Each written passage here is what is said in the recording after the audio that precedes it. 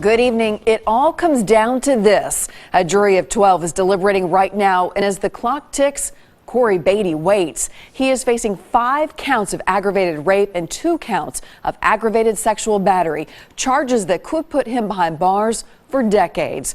We have live team coverage of the Vanderbilt Rape Retrial. News Channel 5's Emily Luxon and Chris Conti are at the Birch Building downtown.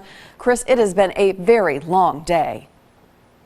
Carrie, this is easily the most suspenseful, most nerve-wracking part of this entire process, as it all hangs in the balance right now. At one side of the hallway on the 5th floor where we're standing right now is sitting Cory Batey with his 15-month-old son, waiting to see what that jury decides. On the 4th floor is the victim, sitting in a courtroom, also waiting to see what the jury will decide after she testified here today. There has been so much emotion built up over this case over the last 3 years that it all seemed to boil over around 2 o'clock this afternoon.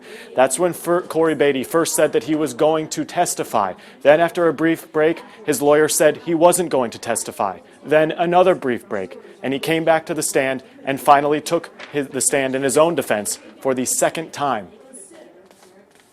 I have 14 people from another city who are very anxious to get back home. But this is my life. I have a 15-month-old son. 2 weeks ago, you severed the case. 3 days later, I'm going to trial. This is a whole different trial, and y'all are forcing me. Y'all forced me to do everything. Tensions running incredibly high here today. Batey's attorney got into what amounted to an argument with the judge after that, saying that Batey felt, quote, bullied. The judge seemed to take immediate offense to that comment and fired back, telling Batey he no longer had time to wait and he had to make his decision about testifying. That was the first time during this, and then later, this was the first time during this entire court hearing that we saw this entire ordeal was clearly evident on the 24-year-old's face as she held back tears for most of the morning. The courtroom fell silent as she was shown pictures of herself lying unconscious on a dorm room floor, allegedly being raped by Cory Batey.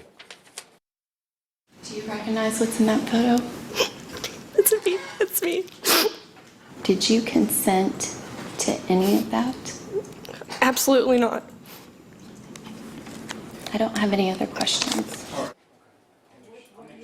It was a tough day for a lot of people. That victim testified for an hour and 13 minutes. After all of that was said and done, there were closing arguments from both the defense and the prosecution. My colleague Emily Luxon is here now with how all of that went today. Emily. Well, that's right. Emotions continued to run high all the way through those closing arguments when attorneys from both sides gave the jurors a lot to think about. Just because we don't have a photograph of it, just because we don't have a video of it, doesn't mean that it didn't happen. Rape is not about sex. It is about Mr. Batey feeling power over someone else. And he treated the victim in this case like she was a piece of trash. In her closing argument, prosecutor Jan Norman recounted the stages of the alleged attack on the victim. She was emotional at times when she described events that took place on June 23, 2013.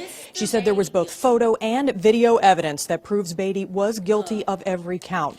Now, the defense countered with the fact that Batey was manipulated by Brandon Vandenberg, who was being tried separately in June.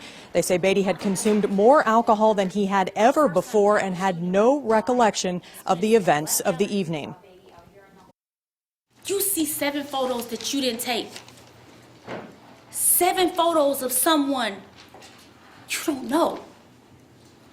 And you immediately delete them because you are terrified of why they are in your phone. What happened to her is not right, but it is not rape. We know what rape is. And Mr. Batey is not guilty of that.